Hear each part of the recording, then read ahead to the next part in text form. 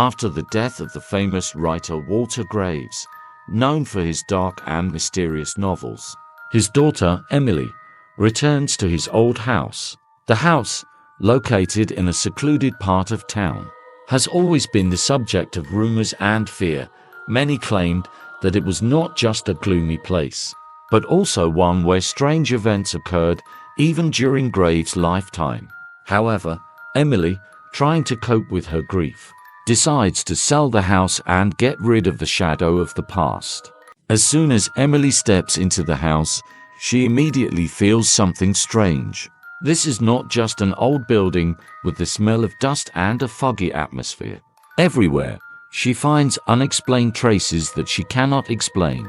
Faint shadows moving in the corners, semi-transparent figures standing in doorways, and quiet whispers coming from somewhere in the distance. But what scares her the most is that she begins to see images of characters from her father's books coming to life. With each passing day, the strange occurrences intensify. When Emily finds an old manuscript written by her father, she accidentally comes across a text that was never published. This draft describes not just fictional events, but how, in his youth, the writer made a pact with a mysterious entity known as the Shadow. In exchange for incredible literary fame and success, Graves sold his soul, and now all the characters and events described in his books became more than just fiction. They live in another dimension, waiting to break into the real world. Over time, Emily begins to realize that the characters her father created are not simply figments of his imagination, but real beings. They begin to search for ways to break through into the human world. With each new visit to the house, she encounters these characters, who become more aggressive, their behavior growing increasingly uncontrolled as they distort, as if unable to exist outside of the pages. However, these beings are not just invented creatures. They are living, horrific forms that refuse to return to the shadow of their pages.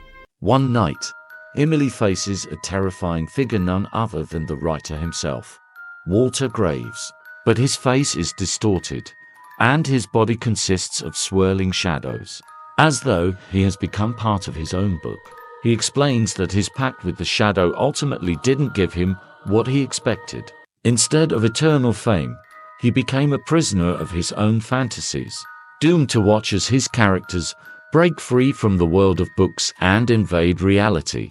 Graves reveals that his only chance of salvation was to break the pact with the Shadow, but to do so, he would have to sacrifice something even more precious. Emily realizes that her father was doomed from the start. His torment didn't end with his death. It only became part of a greater cycle. Emily tries to find a way to return the characters to their world, and soon realizes that her own fate might become the next step in this dark game. The Shadow, she understands, is now looking for a new host, and if Emily cannot stop it, she will become part of that universe, one of the characters, forever trapped in an endless cycle of fear and madness. In the final moment, Emily faces a choice: save the world of the living, but destroy everything connected to her father, or become part of the Shadow, saving the world from destruction, but losing herself forever.